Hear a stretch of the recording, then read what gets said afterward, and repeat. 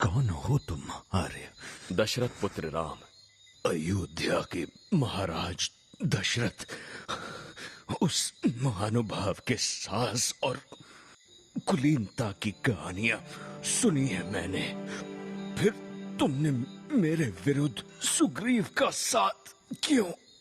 रावण ने मेरी पत्नी का अपहरण किया है। उसे वापस लाने के लिए सुग्रीव मेरा साथ तभी देंगे जब उनका राज्य उनके साथ हो। सहायता मांगी भी तो किससे? एक बार मुझसे कहते, पलक झपकते उस राक्षस के 10 सर आपके पैरों में होते। एक रावण से लड़ने के लिए दूसरे रावण की सहायता? जो स्वयं किसी और की पत्नी पर अपना अधिकार जताए, वो भला? सुग्रीव ने मेरा राज्य मुझसे छीना नहीं वाली, संभाला। पर तुम्हें जिंदा लौटते देख वो खुशी से तुम्हें सिंहासन वापस सौंपना चाहता था। तुमने अपनी प्रजा और अपने भाई के प्रति जो अधर्म किया, जो अपराध किया, उसका दंड तो तुम्हें मिलना ही था वाली। अपने खोए धर्म को फिर याद करो, ताकि जो शांति तुम्हें जीवन काल में ना मिली, इस मृत्यु में मिले।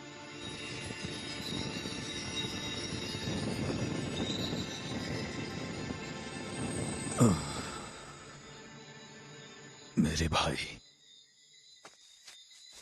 मुझे क्षमा कर।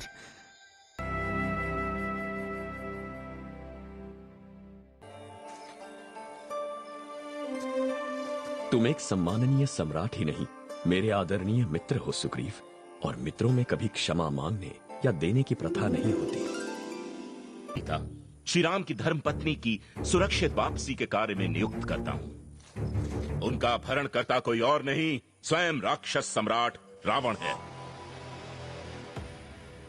इस कार्य को संपूर्ण करने के लिए 30 दिन हैं तुम्हारे पास। 30 दिनों में या तो तुम्हें राजकुमारी सीता मिलेंगी या मिलेगी अपनी मौत। विनता और उसका कबीला अपनी खोज शुरू करेगा पूरब दिशा में। सुषेण, तुम और तुम्हारे साथी जाएंगे पश्चिम की ओर। शतबली, आपकी दिशा है उत्तर। और दक्षिण का हवाला मैं करता हूं तुम्हें, हनुमान। आपके आदेश से मुंह मोड़ नहीं सकता महाराज, लेकिन मैं केवल एक सैनिक बनना चाहता हूं, सरदार नहीं। नहीं हनुमान, तुम्हारी जगह सबसे आगे है। हाँ महाराज, पर उसकी उम्र, उसका अनुभव सबसे कम। लेकिन रणभूमि में साहस और बहादुरी सबसे अधिक। इस बात का मोल आपके लिए है, क्या सेना के लिए होगा? क्या वो इस युवा का कहा सुनकर उस पर विश्वास करेंगे? मुझे विश्वास है हनुमान पर। शायद हनुमान के साथ कोई और जाए तो। कौन? अंगद। इस कार्य का नेतृत्व अंगद को सौंपा जाए महाराज। किष्किंधा के उत्तराधिकारी की बात इनकार करने से पहले कोई भी 100 बार सोचेगा। अंगद सही। मुझे लगता है महाराज, मुझे भी इनके साथ हो लेना चाहिए। बच्चों को राह पर रखने के लिए एक बूढ़े की लाठी काम आ सकती है। जैसा तुम चाहो जाम्बू। महाराज, कुछ कहूं? कहो मित्र। मैं अब तक समझा नहीं कि सुग्रीव महाराज ने इस कार्य के लिए मुझे ही क्यों चुना। मुझसे बेहतर कई हैं, लेकिन अब जब चुन लिया है तो अपना हर भार मेरे कंधों पर डाल दीजिए। जब तक राजकुमारी सीता नहीं मिलती, चैन की सांस हराम है मेरे लिए। मैं आपका विश्वास नहीं तोड़ूंगा श्रीराम, ये प्रण है मेरा। और ना मैं तुम पे अपना विश्वास कभी छोड़ूंगा हनुमान, ये मेरा प्रण है। धन्यवाद श्रीराम।